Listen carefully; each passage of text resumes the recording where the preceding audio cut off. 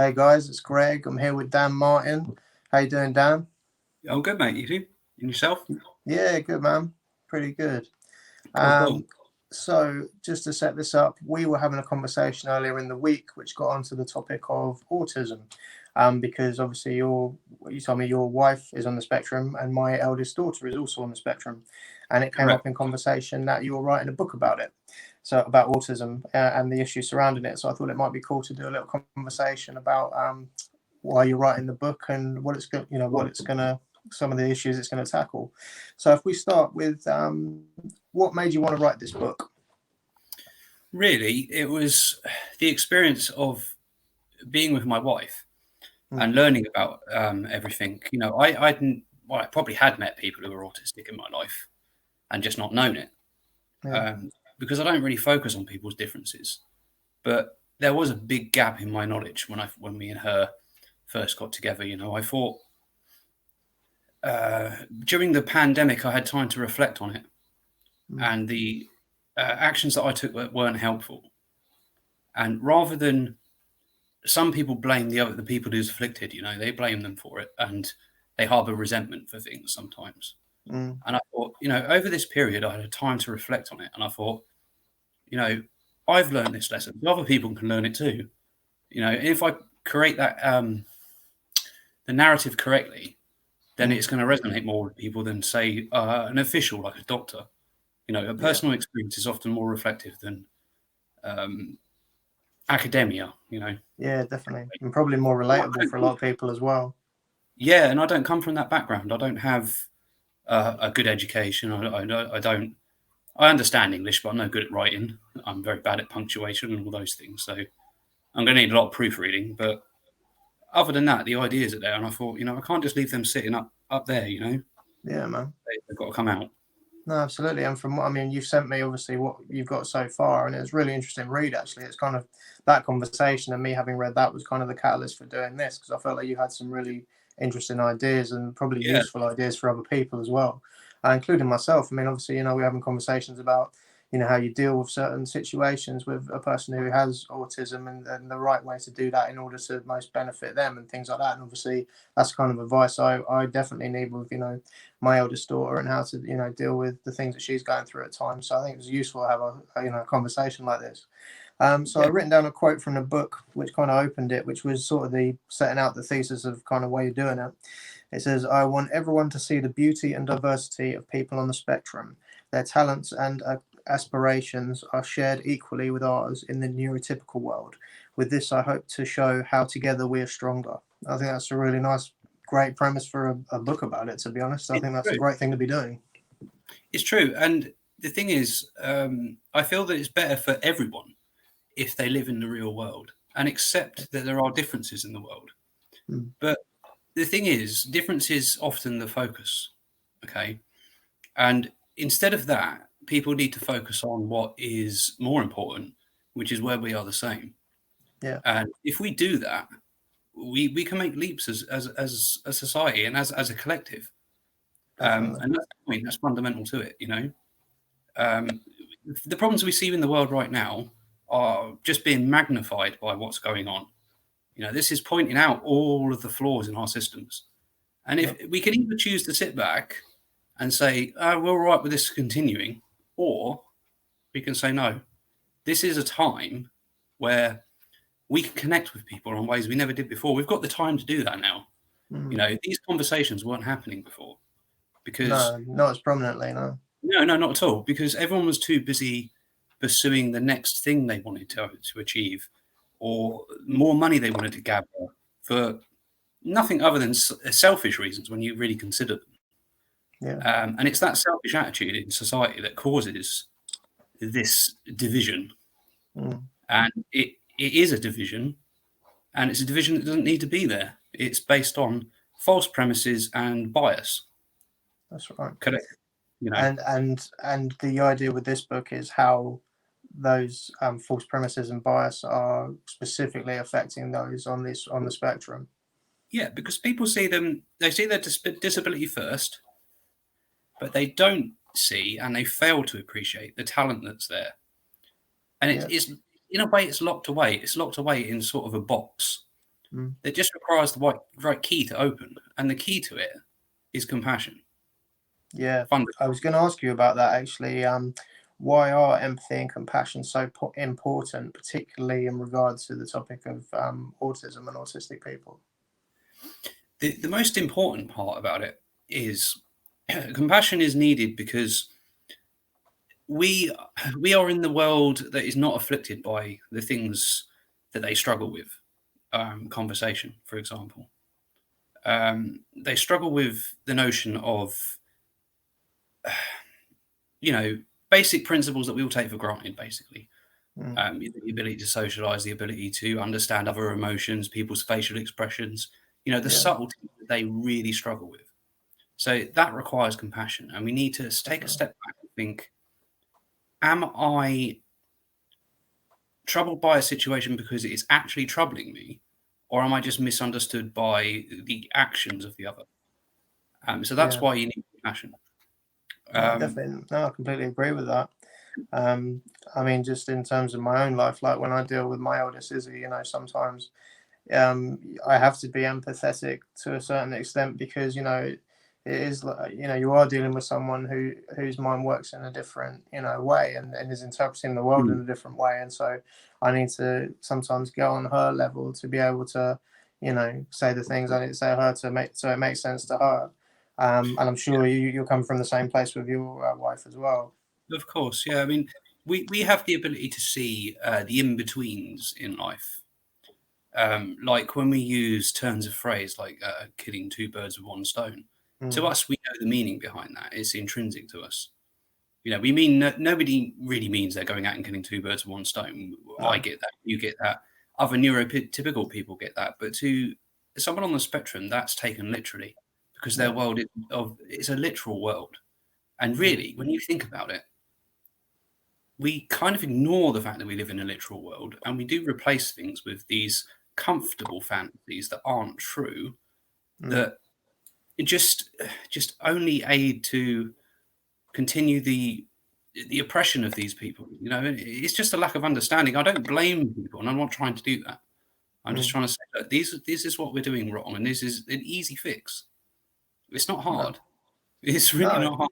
It isn't Yeah. actually when you think about it. When you put it like that, it does make sense. Like it could be quite a simplistic approach. It doesn't have to be anything complicated. Um, just looking through the notes I made here. So one of the questions I've got is, what do you consider some of the stigmas around autism to be, and how ideally do we go about changing them? Well, the biggest stigma I find is what's portrayed in the media, especially in film, and sometimes in television as well. But Mhm. there was recent events. I can't. The film was called Music, I believe. All right, I've Uh, heard of that. I've not seen it, but I've heard of that yeah, one. and I don't know much about it, but I do know that the autistic character, the actor who played the autistic character, was not on the spectrum. No. Now, that to me just shows that it's an area that's willing and able to get away with this ableist agenda. That these people Okay. aren't able to do those things. You know, disabled doesn't mean that they can't do these things. It means that they are challenged in some areas that we are not. Mm. Everyone is limited in their own right, but if that limitation stops you from living your life the way that other people do, then not allowing them into that circle just magnifies that problem. Yeah. Some of the actors that we hold dear in society, like Sir Anthony Hopkins, he's on the spectrum. He's a fantastic actor. The man I is a didn't. I genius. didn't even realize that. No, a lot of people don't, and he didn't know this about himself till later in his life. Mm. I don't want to speak for the man.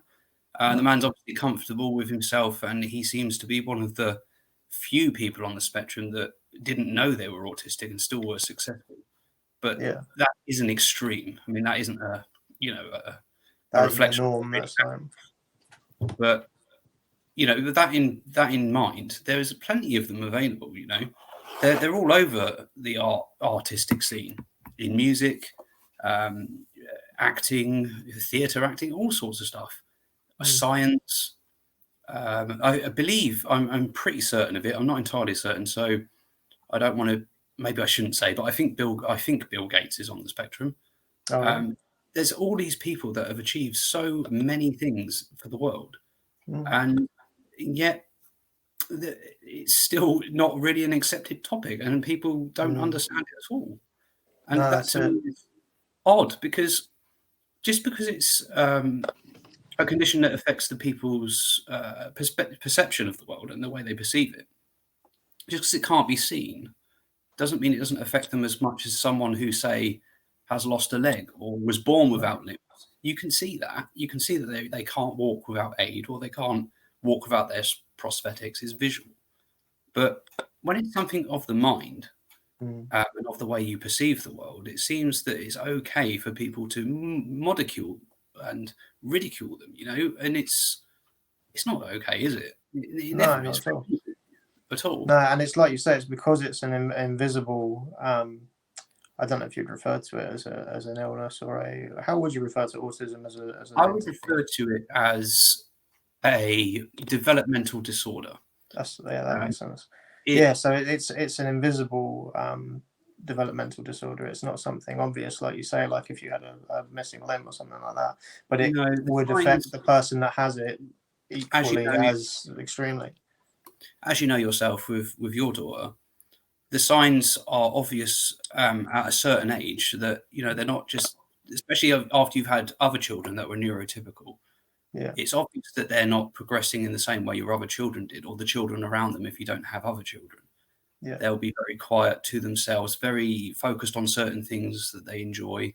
I mean, with us, it was more tricky because Izzy was, well, being the first child, it wasn't probably even as noticeable to us until we had the others. And it's like, oh, okay, she's, I mean, they're all Mm. going to have their differences, but, like it's kind of, yeah, Yeah, it makes yeah, of sense. course.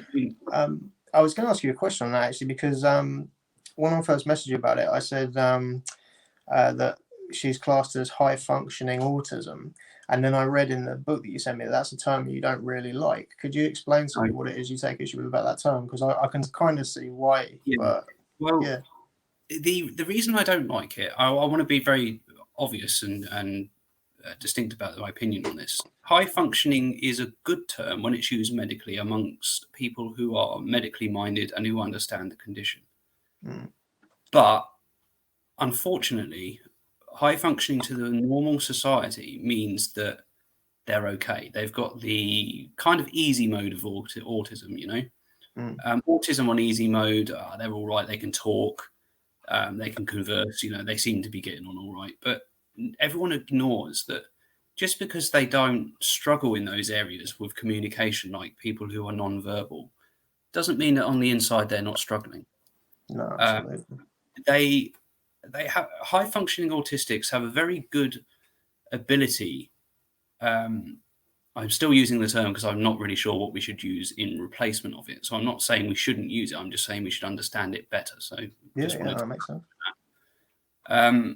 But when they're high functioning, sorry, I've interrupted myself and lost my train of thought. No, that's all right, mate. Carry on. Man, no, I really have lost my train of thought, Greg. Can you remind me?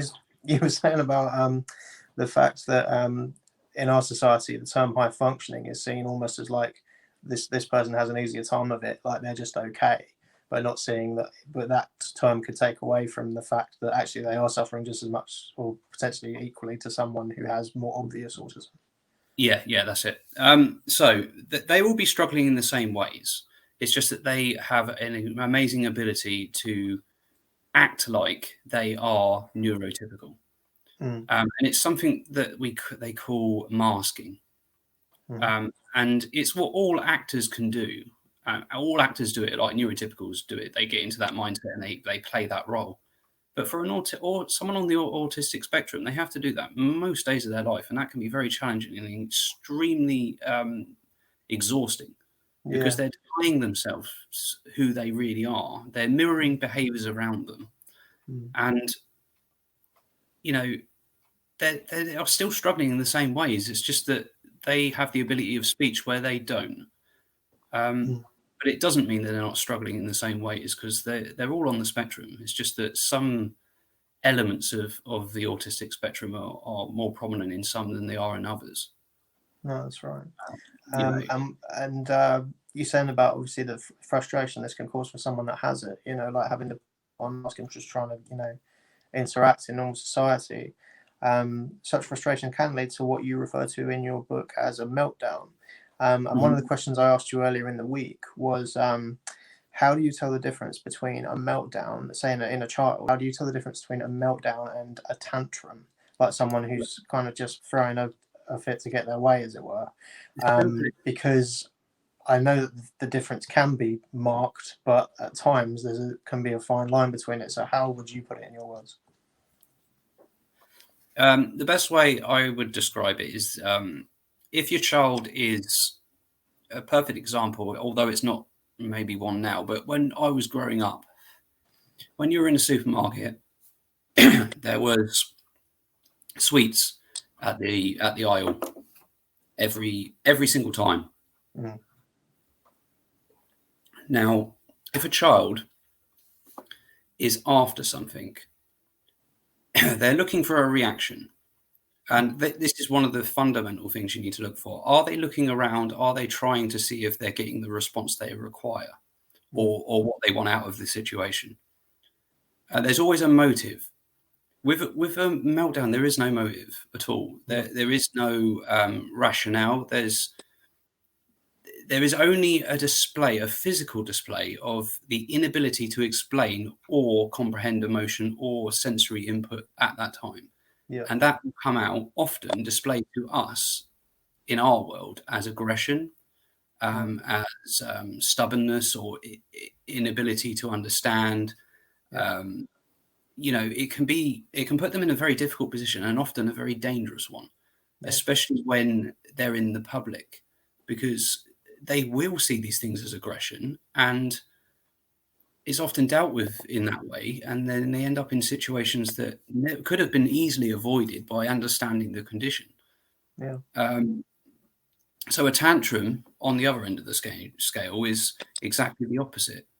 As I touched on there, if they want something and they're being denied it, they will react to that, and that will be the focus. They want that thing. They're being told they can't have it, and then they'll be looking around for attention. So that's a big distinction.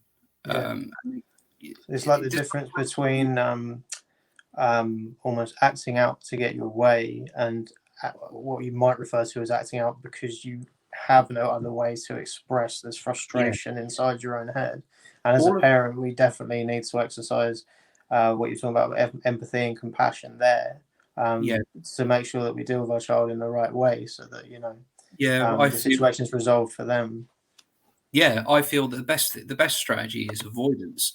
If you can notice those very early stages of distress, a lot of meltdowns can be averted. That's where the compassion comes back in again. You've got to be in tune with the person that you know and you love on the spectrum, because you will grow to understand and recognize those signals. I recognize them very easily in my wife, and you would in your own children as well. Like some of them will display very sort of rhythmic movements, like stimming. If they're struggling, don't take that instantly as a sign of distress, because it might just be that they're in that early stages of it starting to build. And if you can intervene at that point, it not only is better for them, but it's better for your stress as well. By intervene, do you mean sort of like calm them down, or sort of guide them through that stress? You can just calmly come up to them and say, "I noticed that you seem to be struggling. Are you okay?" Not taking notice, not saying, "I've noticed you're doing what you're doing." Just say, "I noticed that you're struggling. Is there anything I can do to help?" They'll either give you a signal verbally or non-verbally, and you can grow to learn that from them. Like sometimes my wife can communicate verbally what's wrong, and other times she can't. We've developed sign language, things like simple things. And is that what you call? Sorry, you refer in the book to the rumble stage. Is that the middle of this process where they're having the frustration? It's the build-up. It's a bit like when you're waiting for fireworks to go off. They go up into the air, and on the ascent there's tension. and then the release at the end, which would be the meltdown. So you can't stop a firework, obviously, but the analogy works in the process that's going on up in their brains. You need to intervene at that stage before that touch paper gets lit. The light is being taken to the touch paper, but it hasn't quite touched. So you need to try and stop that building process. If you can intervene at that stage, that's the best thing you can do. No, I think that's good advice.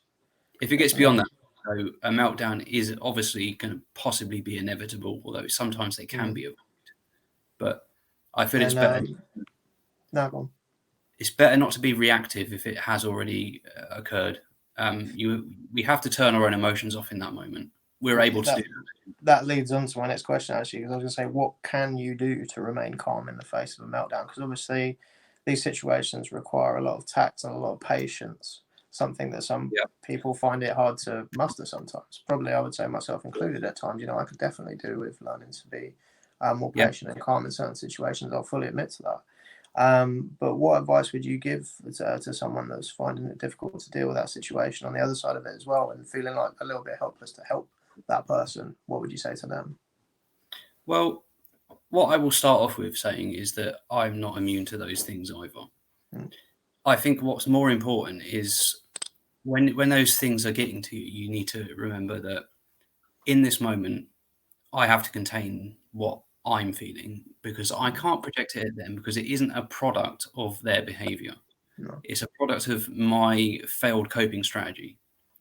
So I've got the ability to rationalize that, but my wife doesn't have that ability in that moment. So I have to remember that.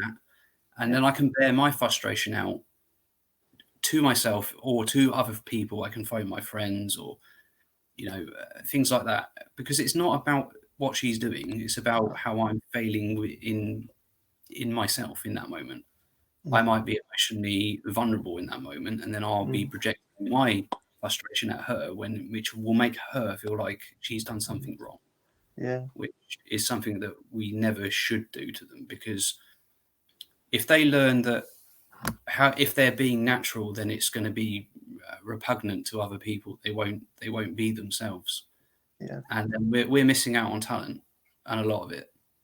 Yeah, no, definitely. And I can fully relate to what you're saying there. Like, literally, sometimes I wish I could muster more calm in myself at times when situations get, like volatile or whatever. If I think of like my emotional scale on a 1 to 10 basis, and if I feel myself getting to about a 7, I think, no, look, hang on a minute, this isn't her fault. If my voice is raising a bit, I think, no, you know what, this isn't her fault. The more compassion I can display, the less intense this is going to become and less stressful for me. So I am in control of this situation, and in this situation I have to be. But I have to be in control in the right way and not in an authoritative way. It has to come from a position of understanding. Definitely. That makes sense. And it comes back to that compassion, empathy, understanding. Those are like the key words of this, really. Big time. I've written down another quote from the book that was, people on the spectrum are often treated like there's something wrong with them, like they're broken and in need of fixing. I would like to challenge this thought process. And then you go on to say, if a child is always told they are wrong or different, they will grow up thinking they are. Let's try instead to nurture them, discover their limits, and explain we are all limited in our own ways, and that's okay. And I think that's a very good message to be putting across, to be honest, because we are all limited in our own ways. Correct. I have not been officially diagnosed with it, so I can't say I officially have it. But my mum has rheumatoid arthritis, and I'm going through diagnosis process. The start of that on Monday. Right. I may have that, I may not have that, but I feel that, that holds me back as well sometimes. So rather than focusing on the fact that I do have this problem, whatever it may be, whatever label it has, doesn't stop me from being great in areas that inspire me, things that don't limit me. My thought process isn't limited by my affliction. No. If that makes sense. And I don't think that they should be either. No, absolutely. Totally not. And there is no reason for that to happen. Sorry, I'm trailing off, Greg. I'm a bit tired today. Can you No, that's all please right. I know the just feeling. No, I feel the remind same me? way. No, it makes sense what you're saying. I'm just looking if I had any other. I haven't got any other quotes from you. I mean, I think the overarching theme of this has been that it comes back to having empathy for another human being, whether they're autistic or not. Yes, Especially in this day and age, it comes back to the themes of empathy, compassion, and understanding for your fellow human being. But in yes, the terms of this book, specifically, and especially for people who are on the spectrum, because they need it the most. yes, they do. And I feel they are one of the most underrepresented disabled in the country, if not the world, in fact, because I'll go touch back on the media thing. Most people, all they know about autism is the film The Rain Man, Mm, and that is literally about it. They think that someone who's autistic has to either be amazing at something or completely and utterly almost useless in their eyes. They're not able to do anything, and that isn't true. no, that's not. It really isn't true. They are as diverse as everyone is, but they lack a lot of social skills. They lack the very intrinsic abilities we take for granted, like reading subtleties in people's emotions, their voice, their facial expressions. They can learn these things, but it requires a lot of patience and a lot of teaching and coaching. They need a direction, and they need to say, they need to be spoken to on a level that they understand. And repetitive things like role play and things help a lot. And praising is so important. Yeah, absolutely. I It agree with you really there. is important. Never focus on where they're failing, because they're not failing. They're trying their best, and that's the point. And it's a process, just like climbing stairs. You can't get to the top without going up one at a time. You can try and step over steps, but you're not. It's not an easy process. It's not No. easy. It's easier to take one step at a time than it is to Mm, jump steps. yeah. And people on the spectrum, you try jumping steps, it just causes a lot of stress. No, that's it. And that's where that patience comes back in as well. It's having the Mm. patience to be able to go one step at a time with somebody, to go through a process the way they need to go through it. So Yeah, that they're on the, same understanding as you are, and you're on the same page, as it were. I think it was for me events in my life, like really my mental state in my life, Mm, and the way that it's been misunderstood by a lot of people around me, and it led to me blaming myself for actions in my life when really I didn't have control over those actions. mm, And people on the spectrum don't either. So if people understood that, I could have avoided a lot of pain in my life. So why mm. why should we not do it for the others? I No, just that's don't see right. why we don't learn from mistakes. We seem to put a plaster over a hole and then are surprised in a few days when it starts leaking again, No, and then we that's go right. out buying more plasters when we're And I really, think really sorry, and I was going to say, I think part of it is having conversations like this one, so yeah, that people actually do understand, because a lot of the time, we have busy lives. I mean, even though a lot of us have been in lockdown and that, we still got, our daily things that we have to get done. And a lot of this stuff goes by the wayside because we don't really think about it. And I think the more that we talk about this kind of stuff and engage in these kind of conversations, the more of this stuff is going to come to light. And I found that, I mean, it was the catalyst for doing this was speaking to you earlier in the week, actually, and reading what you wrote and thinking, actually, I feel like I've learned something here just from that chat. So, like, yeah, no, and hopefully this will be useful to other people as well. Some of the things that come up here. yeah. So no. Coming back from the brink is what did it for me, really. Mm, Coming back from the brink and battling through issues that I had developed from my mental state, like mm, bad coping strategies like drinking, seeking control in my life by gambling, thrill of it mm, as well. It wasn't even yeah, about winning, all these things. mm, It was all because there wasn't enough compassion for my condition. yeah. All I applied what I needed to what I know they need. Um, But that's good that and you've got something positive like that out of it, that it's given you the mindset of, actually, that I didn't yeah, have this. I want to give this to this person so that they do have it and they don't have to go through what I went through. yeah, if it wasn't for my wife, I wouldn't have had the ability to do that on my own. I couldn't have done that. So I know that they're not as unable to do the things that people think they can't do. Yeah, They're perfectly able to do them. They yeah. really are. And she's the most compassionate person I ever met. But No, yet that's people awesome. think that she has absolutely no empathy. That's not true. It's not true. They have bagfuls of it. They're just Yeah, unable totally. to express that. Yeah, But they do. They do express it just in ways that we don't normally recognise. It's yeah. subtle. I mean, my eldest though they say they say about people with autism that I've heard it said anyway that they can't recognize or differentiate between certain emotions in other people. But see her reacting to and almost picking up someone else's emotion all the time and almost like Yes. carrying it for them. And so she's like you say, majorly empathic. Yeah. They are almost like what you just said there has just made me think of something. They are like an emotional sponge. Mm, They will absorb emotions from other people. Just because they can't show you that they've recognized your emotions doesn't, in a way that we normally would, doesn't mean that they haven't. Like my wife will recognize when I'm tense, and she'll just come over and just hug me or something because she yeah, knows, but she doesn't know how to communicate it in words. yeah, Or she'll just come over and say, "Do you need a hug?" or something like that. yeah. It's Not more of like a kinesthetic sense, like a Yeah, feel sort she of thing. knows that Like, I'm outside of my normal state. She can tell that, but she doesn't know what emotion I'm feeling.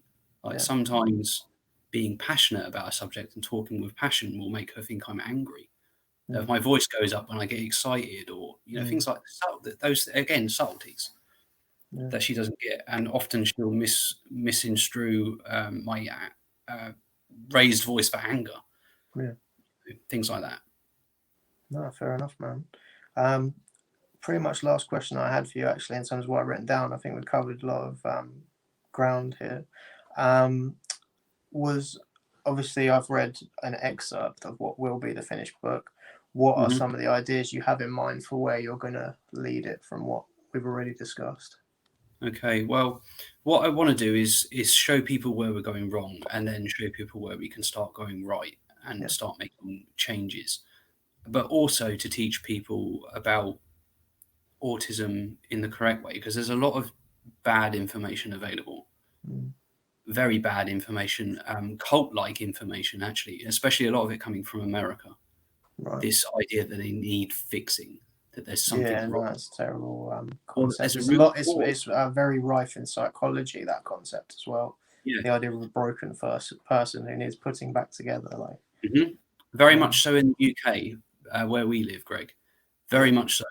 Um, you, it's only now that they are talking about bringing in legislation to actually focus care on the needs of the patient and not being forced upon the patient by the person prescribing it. yeah. You And you know do yourself. talk about that in the book as well, like the way that autistic people at the moment are almost they try to put them into a mold rather than meeting them where they're at and seeing what they actually need. Yeah, what we should be doing is talking about what they need, what their needs are, their struggles are, so we can focus our support at what it is they need and not what we think they need. You know, they are their best. They're the best philosopher of themselves. They know Yeah, yeah, themselves, just like I know myself. I don't need to. I'm not already pushing for a diagnosis about whatever it is that affects me mentally. mm, I know myself. Being labelled really isn't that important. It's knowing who that person is. So mm, words and terminology are just devices used to communicate my ideas. yeah, Um, I'm not an expert. I'm not. I'm just compassionate. Really, yeah. I But have you have a my lot of actual life experience and knowledge gained just through experience as well, which is yeah. also just as valid. I have my faults, but owning your faults is better than ignoring your faults. Yeah, Uh, and that's the point. And I avoid the things that kick off my faults. I can't drink. I can't mm, drink. It doesn't mix with me. My father was the same. My uncle was the same. My granddad was the same. There's obviously something there, mm, So it's better to acknowledge that, live in reality, and accept it, and we should accept that autistic people are here, autistic people are valid, and autistic people are brilliant, and Amen. it's not an affliction to be different. No. You know, It's just it's difficult, isn't it? Because I almost want to say it's just a different way of looking at the world, but then you're almost saying that there is a regular way and a not regular way. It's like it's just another way of looking at the world of the many different ways that we can and do. yeah. I think is the way to put it. I got the title from someone I was speaking to who has a son on the spectrum in Canada. And she said that people need to start understanding that they are different and not less, which is what gave me inspiration for the title. Yeah, different and not less.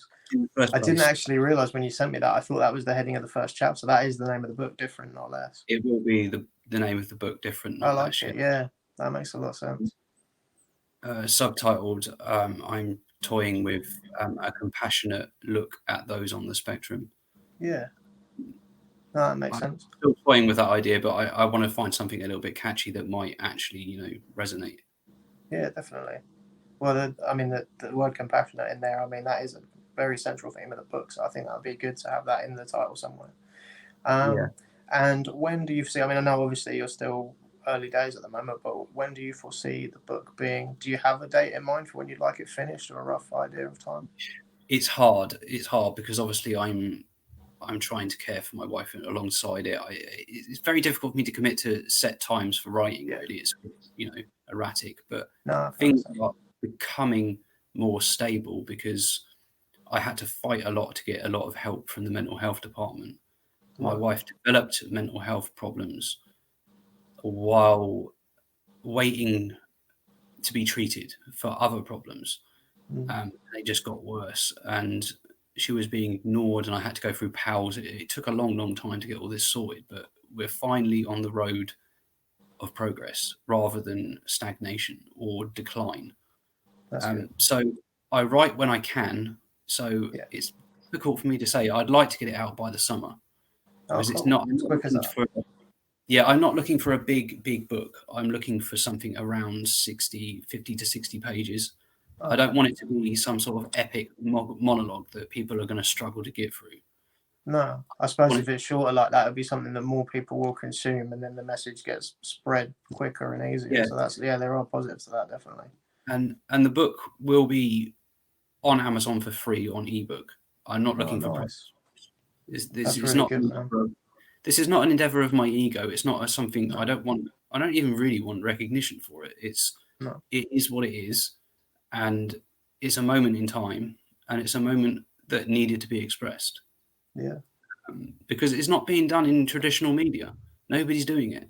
There's the odd No. story here and there about it, but it doesn't get much column space, No. and it doesn't get much TV space, because they are the silent minority Yeah. because of the way that they are. They can't break through that stigma that Yeah. their voices aren't important. No, They that's are. right. They But they are, are. and hopefully books like this will be something that can hopefully And make that change for them. I think it helps to come from one neurotypical to other neurotypicals to say, look, this is not a hard thing to accept. It's not that difficult. No. We can think more autistically. We can't be autistic, but we can No. think more autistically. We can think outside of ourselves in the moments that they can't. We've got that ability. They don't have that in that moment, when they're struggling and when they're finding it hard. And that's the point, and that's what I really wanted to push through, because Yeah. that's not where we're focusing here. We're focusing on the difference, Yeah. and not where we're the same. That's it. But by doing that, hopefully making it that we all get to be more seen as equal by the end of it, specifically Yeah, for the people with autism. yeah. The only difference between us is the way that we process information and we see others and their intentions, and that really is fundamentally it. It's our actions that can affect their world, but in a positive way, because the actions that society is putting on them is forcing a negative action on their world and forcing them to be marginalized, held back, and stopped from doing the things that we can do and take for granted regularly. and that is just not cool. Never No. will be cool for anyone. Well, it's like you say in that the early line in the book where I want everyone to see the beauty and diversity of people on the spectrum. It's like that's the polar opposite of what you just described. It's like, they are magnificent and brilliant, and you want that to be, noticed and Yeah. accepted. They're not the Rain Man, or they're not the silent person who can't do anything for themselves. They are everything in between that. They Yeah. are that sometimes, and that's still who they are, and that's still valid. We Yeah. shouldn't be locking them away in care homes and telling them they can't achieve things, and that is just a recipe for failure. And I don't feel that if we took that approach with cooking, we'd ever have good chefs.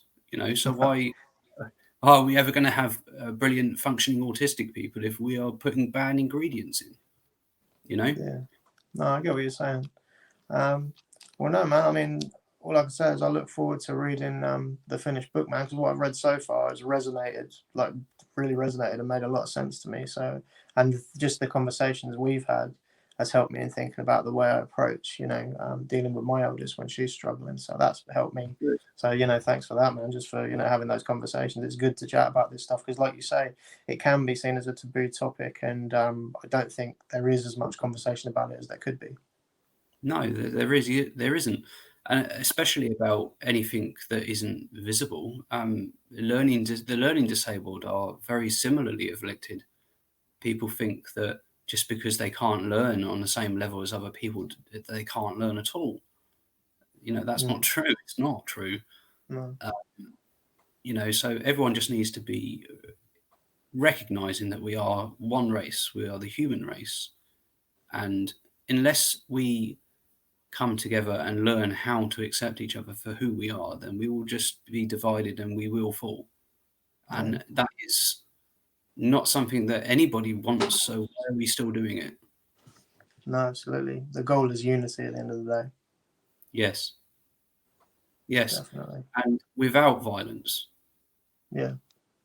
It has to be peaceful, because you cannot portray the same actions that they're doing on you back at them, because it allows them something to point at and say, look, see, there's something they're doing that isn't right, and they'll only focus on that, so you can't do that either. No. And that's why I'm taking the idea of writing it down, giving it for free, and if it is what it is, take from it what they want. You can't convince people who never will be convinced. No.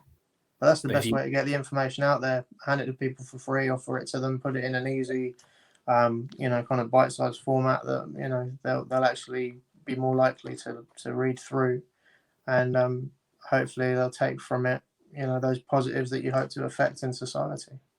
Yeah, indeed. Definitely. All right, man. Well, that's all the questions that I had. I really appreciate you doing this, man, and taking the time. It's been a really interesting chat. Was there any last points you wanted to make? No problem, mate. No problem at all. No, other than just think about other people. Think about other people. I mean, this world is not just about the self. It couldn't function if it was just about the self.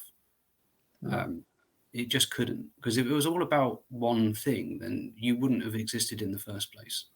No. So, because you can't exist without everything else around you. So, that is what people need to remember.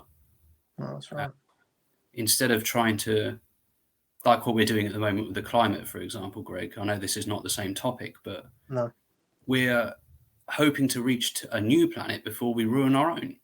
But rather than focusing on the plight of what we've got in front of us, we're already thinking about throwing away the one thing we do have and that we absolutely rely on. It's the same process that we're going through with commercialism, and it's the same way that we treat people who are afflicted.